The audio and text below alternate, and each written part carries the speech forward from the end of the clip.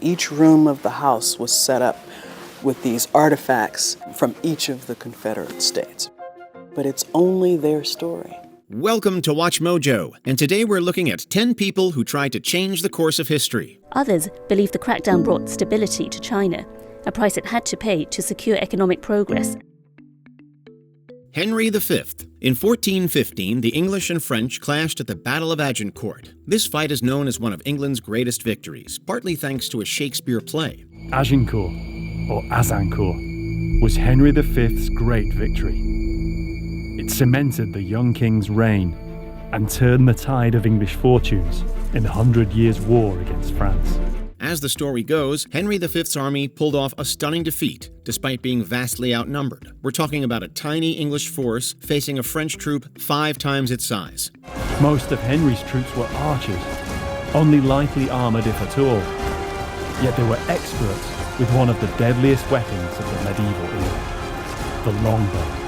Incredible, right? Well, not exactly. While the victory was impressive, the odds weren't as lopsided as legend claims. In fact, some historians argue the difference in numbers was closer to 2-1. Still splendid, but not the impossible feat it's often made out to be. So what does this say about Henry V's famous victory? Has history given him more credit than he deserves? The mass of French infantry made a perfect target.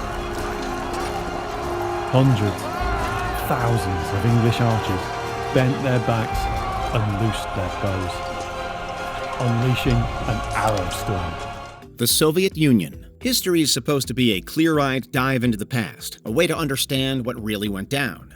In 1917, the Romanov dynasty fell, and Vladimir Lenin and the Bolsheviks had managed to seize power in the Russian Revolution. But in the hands of the Soviet Union, it became a weapon for propaganda. Many aspects of Russian history were rewritten to serve the Communist Party and keep the people in line. Leaders who fell out of favor with the government vanished from records like they never existed. How many people are permanently removed from circulation? No one knows. Major screw-ups and disasters? Swept under the rug. Historical publications, articles, and even textbooks were all doctored to paint the USSR as infallible, justifying every move to maintain absolute control. Even the Great Purge, which saw millions die in Joseph Stalin's paranoia bloodbath, was manipulated to dodge accountability. That by the end of the 1930s, Stalin was absolute master of the Soviet Union. He had simply wiped out anyone who could challenge his leadership.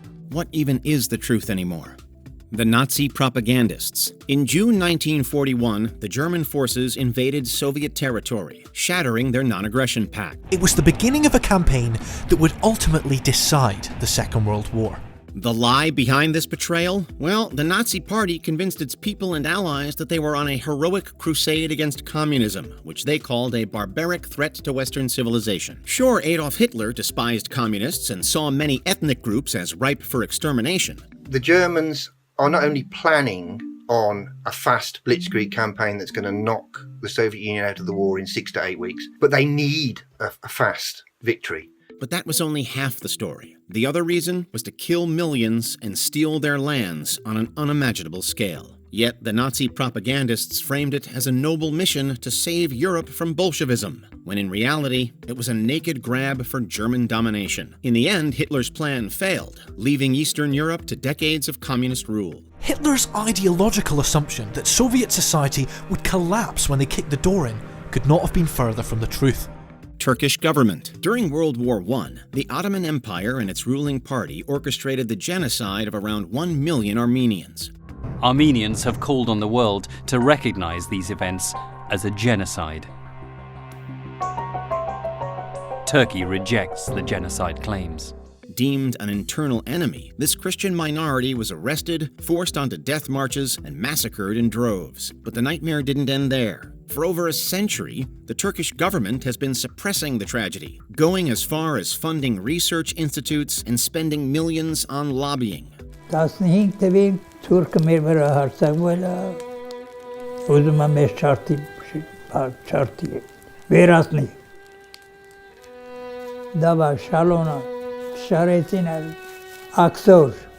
They insist the Armenians died from disease and wartime chaos, and not systemic annihilation. Worse, they minimized the death tolls, and in some versions portrayed victims as terrorists. Those who challenged this narrative were threatened or imprisoned or worse. But how long can the truth be silenced?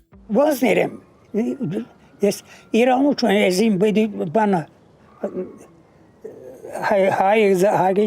Van Gogh mythmakers. The tale of Vincent van Gogh's ear is one of those wild, famous moments people love to argue about. The story of how he once cut off his own ear is now amongst the best-known tales of art history. You don't need to be an art buff to know the story of how he sliced off his ear to impress a woman, then delivered it to a sex worker. Sounds like some dark poetry, right? Except it's pure fiction. Precisely what happened, I don't think has yet actually emerged.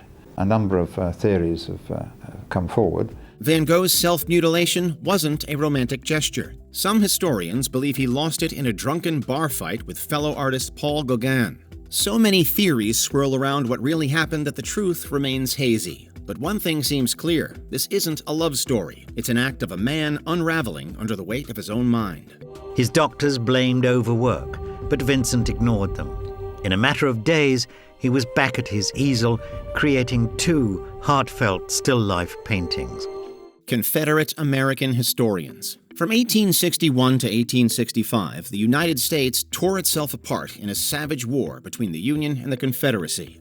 We have a clash around memory and heritage and what it means with regard to the American Civil War. Civil wars usually end with the losers going to the hangman's noose, the guillotine, to prison, to exile, or something. And in this case, they just went home.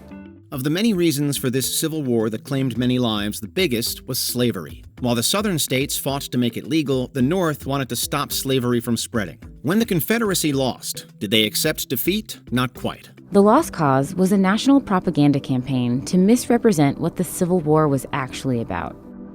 The main tenets of the Lost Cause are that the Confederacy was fighting for states' rights, not slavery. Instead, they spun a tale that made it seem like the war wasn't really about slavery, but about defending their Southern way of life. Suddenly, they weren't rebels protecting a system built on human suffering, but warriors who deserve to be honored. Sadly, this myth still lingers, shaping how the younger generations see that bloody chapter. The harm comes when there is a disrespect for dignity of life that becomes sort of generational, because it's grounded in a series of lies. Chinese government. Governments sure love their propaganda. They turned Tiananmen Square, the country's symbol of sovereignty, into a hub of dissent and protest. They want to crack down on corruption. They want freedom of press. They call for an awakening to reform and progress in China. Just like the Turkish government denies its role in the massacre of Armenians, China refuses to take responsibility for a mass murder that happened over 30 years ago. In 1989, thousands of peaceful protesters gathered at Tiananmen Square to demand democracy. After weeks of failed negotiations, the government unleashed the military, killing countless demonstrators. Estimates run from several hundred to over 10,000. Some argue that by shooting at civilians, the Communist Party lost its legitimacy to rule, and with it, an opportunity for political modernization. Then, to bury it, the government banned all talks about it, censoring films, books, and news reports that didn't fit their narrative. Some old folks may still remember, but many younger Chinese citizens probably have no clue it ever happened. That's how thoroughly the government wiped it from their history. It is still impossible to openly mark the anniversary in mainland China. Vigils are held every year in Hong Kong, attended by tens of thousands. But people are still seeking the truth, and the effort to hold those accountable for the bloody crackdown continues. David Irving. The Holocaust was a dark time that saw millions of Jewish people murdered under the Nazi regime. The last thing survivors or their families need is someone denying it ever happened or invalidating their suffering. And Auschwitz has become the kingpin, the linchpin of the Holocaust industry, about which I'm very cynical, as you can see. Yet there have been many deniers of the Holocaust, with David Irving being one of the most infamous. He argued that Hitler had no knowledge of the Jewish genocide, and even swore the stories of the Jewish people being gassed were untrue.